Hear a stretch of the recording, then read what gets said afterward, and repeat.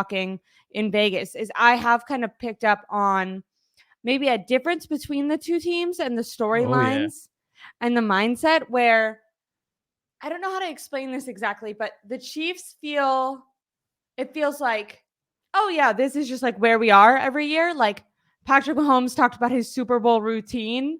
Like, oh, I'm here so much, I literally have a Super Bowl routine. Crazy. He didn't say, oh, I'm here too much, but like by saying that, you're like, what? Seems really calm, casual. I think a lot of people say, oh, you need to treat it like any other week. It really feels like the Chiefs are treating it just like any other week. Like this is not a big deal for them. Where the storylines around the 49ers is like, will Kyle Shanahan finally overcome his, big game disasters and really win it all? Will Brock Purdy, this pumpkin that's become a superstar, actually prove he's more than, a game manager? Cam Newton is walking up and down friggin' Las Vegas Boulevard every single day screaming about Brock Purdy.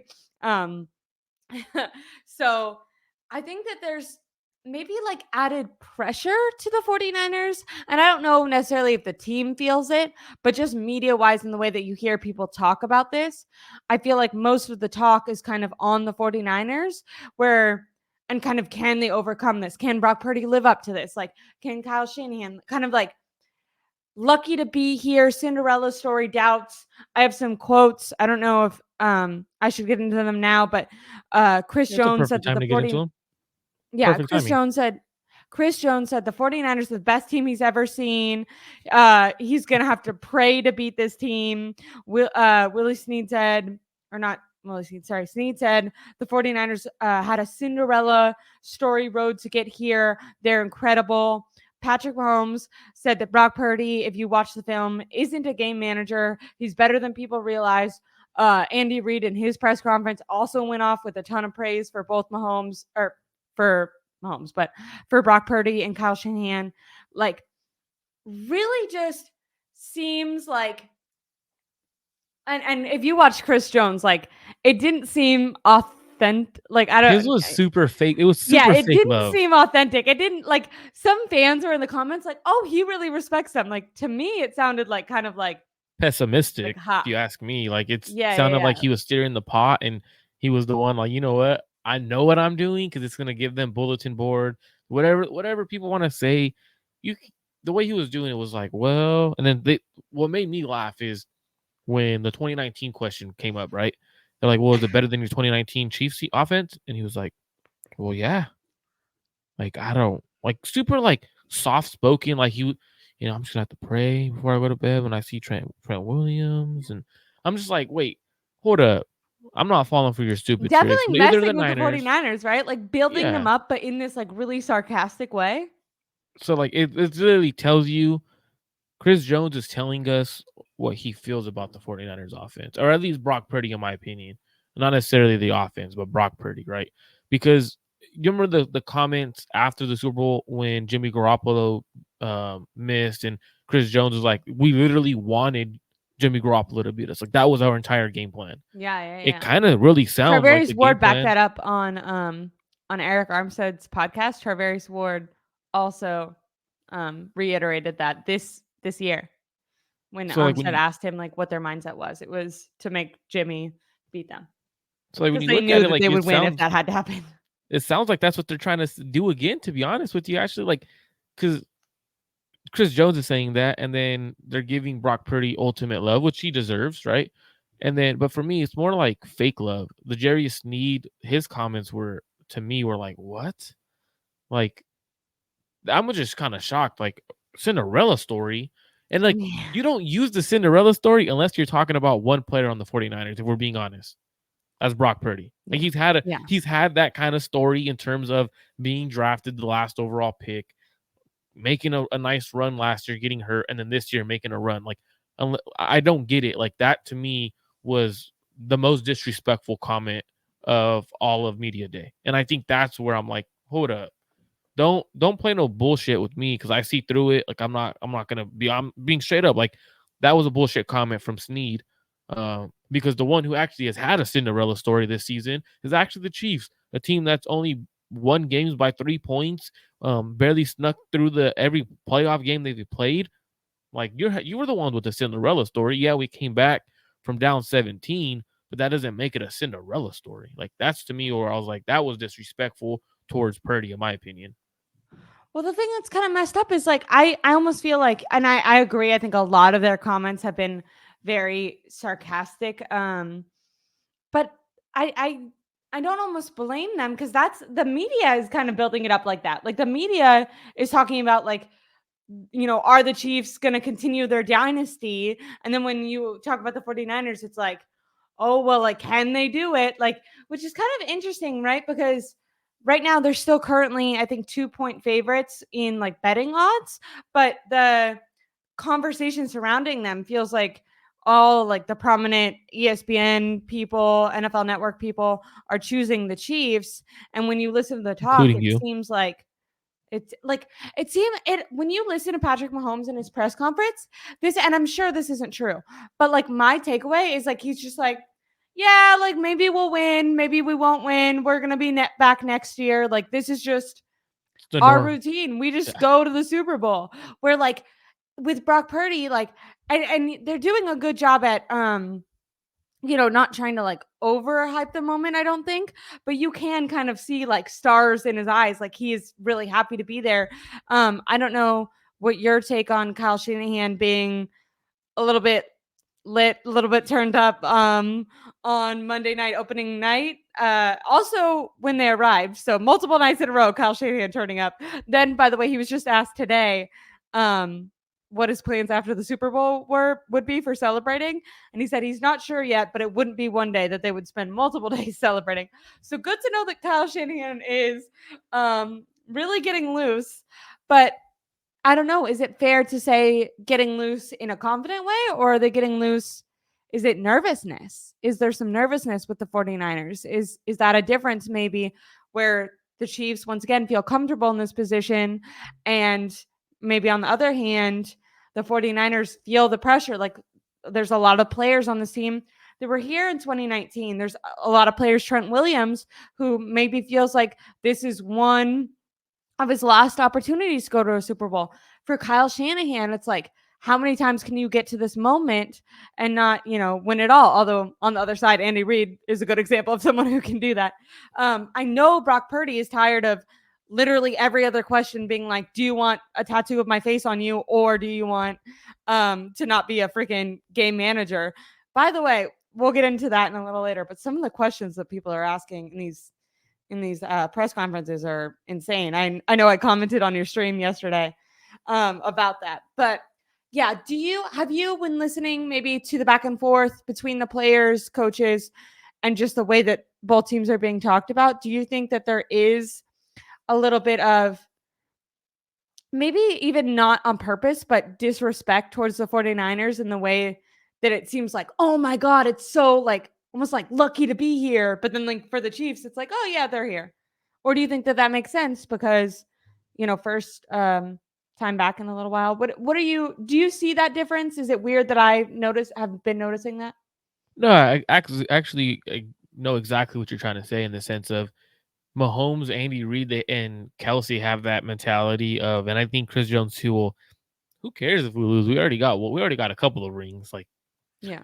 there's no pressure on us. We already got ring. The one against you, actually, kind of like how I Yeah. felt. Versus like the Niners are kind of like a little more, not necessarily uptight, but they understand like we may not have this roster ever again. Uh, this might be the only opportunity we have to win. If we don't win this one, we're not gonna have like. And I don't necessarily say like it's they not being confident, but I think they understand what's at stake, and I think they That makes also sense. understand that Patrick Mahomes will most likely get to the Super Bowl again within the next few years. Like when you're one of the greatest quarterbacks ever play, you're gonna give yourself opportunity after opportunity after opportunity to be in the Super Bowl. Now, Niners may be in the Super Bowl year after year with Brock Purdy. We don't know. We don't know Yeah, what the it's still yearly to be routine is gonna determined. be. Yeah, like, we really don't know how it's gonna yearly be. But the Chiefs understand that they have Mahomes and they're gonna be there again. So I feel like Andy Reid, Mahomes, and like their core has really had this like sense of, you know what? I really don't care if we win or lose. We beat you guys already. We have other rings. what do we have to lose? And I kind of respect that mentality they have because it's true. Like they're playing with nothing to lose versus the Niners. You got Kyle with the monkey on his back, right? Can he win the big game? You got Brock Purdy. People talk every single moment they can. Is he a game changer or a game manager? Is he elite? Yeah. If he wins a Super Bowl, can he win a Super Bowl? That's the first Yeah. question everyone's going to ask. So there's a lot of pressure on Kyle, Brock, Yeah, Trent. like immediately if they were to lose, first of all, it's like Kyle Shanahan loses another Super Bowl. Like, can he ever get over the hump? And then you're right, like directly after that, if not at the same time as that, it's okay, is this kid legit? Because yeah, he got you there. And say maybe like it depends on what you define legit, like, right? Like I think a lot of people at this point will say he's legit enough to probably be a starting quarterback. Not even probably, but to be a starting quarterback. But is he in that Kirk Cousins tier? Or because if you're going to go back to the Super Bowl next year, you might have to face the Chiefs again. So when you're looking at your quarterback, you're thinking, is he enough? Like this is a star-studded team right now. I can pull it up right now because it's so short. Perfect But timing. the PFF grades came out and they ranked like the 5 top offensive players, and it was literally all 49ers players or like the skill position guys, Mm-hmm. Debo Samuel, Debo, CMC, yeah, Trent was in there, CMC, I Trent think. Williams, and I think Kittle as well. Like it was four 49ers players and then Patrick Mahomes, which I feel like perfectly illustrates like this game coming up. It's a team, a way more talented team in the 49ers, but then with Brock Purdy, who once again, not bad, but Brock Purdy. And then there's the Chiefs, but they have freaking Patrick Mahomes, who's, definitely the best quarterback of our generation in the league now, arguably the most talented quarterback to ever live. Like, if he's going to start being in that conversation if they win a third Super Bowl right now, Oh freaking, yeah. you know what I mean? So, I do find that kind of interesting. If people, this is a good comment. If we don't win, people will start saying Purdy is just like Dak. Yeah, I like think can I think a it'll be good more player so but like can't win Jimmy. the I think it'll be like Jimmy. He could get us there, but can't win it for us. I think a yeah, lot like of people will another say season. that. Yeah. And then what is this? Purdy will be the Eli to Brady. What do So, you? so Eli Yeah. Manning beat Tom Brady twice in the Super Bowl. Versus like he wasn't like nothing crazy special, but he beat Tom Brady. So he's saying Brock Purdy There will we be the go. Eli I like Manning that. to the Tom Brady. So it'll be the Purdy to the Mahomes. I like that. I mean, that'd be cool to I like see. that. I like that comparison. That's a good one. And I'm not usually like, I kind of hate when people are like, "Oh, he's the next Tom Brady." I'm like, "They're the next them. Calm down." These people Um, he's actually saying he's the next Eli Manning, not Brady. yeah. That Purdy No, is. but I was saying like normally I'm like, "Oh, I don't love those comparisons," but that was a really good one. I actually really like that. Um, Especially because that means that we'd win. Um, but yeah, so I found it interesting to see to see those things laid out like that. Did you have any really quickly before we move past this, like any thoughts? Is I think from a fan perspective, I've seen mostly online 49ers fans be like, "Oh, like what's up? Like our coach is awesome." Like for kind of getting like he was like visibly drunk. He was interviewed slurring his words. Um it's a professional event. Is it weird that I kind of think that that could be criticized as like nervousness? Like I'm kind of like, why are you like, can you like John Lynch came out.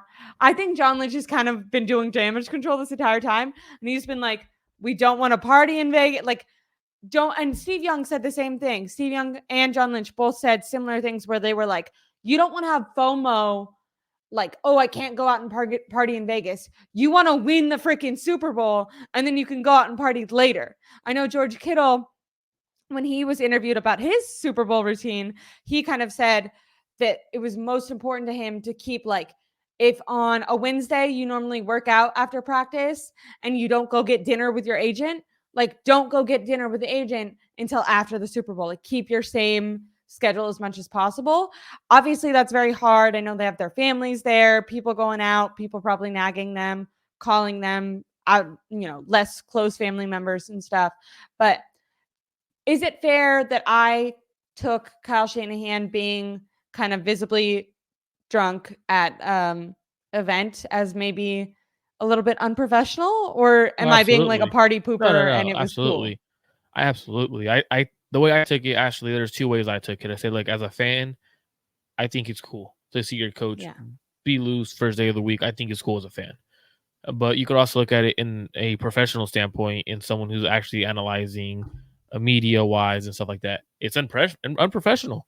It's showing up to the event It was drunk. also Like, like it wasn't even. 7 p.m. Like you can wait 1 hour. Like it was like an hour. I was like, you can't get like wait till dinner. You're And I like, know a lot of people were saying that it's because Kyle has social anxiety and you kind of like, he doesn't like to be interviewed. He's never been good at the podium. So he was just trying to he's talked loosen about up that to do before, that. So, like, right? that's Like, what, isn't that kind yeah, of why he hired John Lynch in the first place? Because John Lynch was like a a media media person. personality. And Yeah. it could, honestly, it could just be Kyle, you know what, was like, I'm going to take a few shots of Tito's because I heard that's his drink of choice. Take a couple of shots of Tito's and loosen up. So at the media day, I'm not nervous. I'm not super stuck up. Like, I don't want to come off that way anymore. Could have been just he was trying to loosen up and interview the right way. Yeah. But I do, yeah, Maybe got I a do get what little you're saying. got a little too yeah. Took We've all been there three, four before when shots, we're like, we're just gonna feel good. And then all of a sudden we're like, I but can't forgets to stand eat. up. Forgot to eat, but took I 5 shots. Was like, all right, I'm good. Let's go. Say, Kyle, you never ate. I'll be good. I'll be fine. Then they're asking him, hey, like, what about that Brock Purdy comment? He's like, Trey Lance sucked. And you're like, what are you And saying, dude? he was What are you asked that, and he saying? was just like, well, I was just joking with him. I was pissed off, you know. And it was like, oh, okay, yeah, he was slurring his words, like, oh yeah, he is definitely either on a couple of gummies that he took to loosen up, or took a couple of shots of Tito's, and that's how his vibe was. But it's definitely interesting because Kyle has to be the leader of the team, and if the team sees Kyle partying, does the team decide, you know what, if Kyle could go party or if Kyle could drink, why can't I? Kind of thing. But I'm not too nitpicky on that. It was Monday. So it wasn't like they had practice any of those the days or anything like that. So nothing too concerning. Nice. And really quick before we go on, I thought I would address this comment because I think they're complimenting your background. Rick Diaz says, hey, my friend, I like your banner that you have right behind you on the top. Nice. Of This the one. 49ers. He likes that he can see as much as possible. Yeah. Look at you. That's kind of decked out. I like So that. my wife, so she was like, "Hey, it's Super Bowl week. Your backdrop needs to be nice." So she put up some I of the like it. posters that I like that she stuff like was that.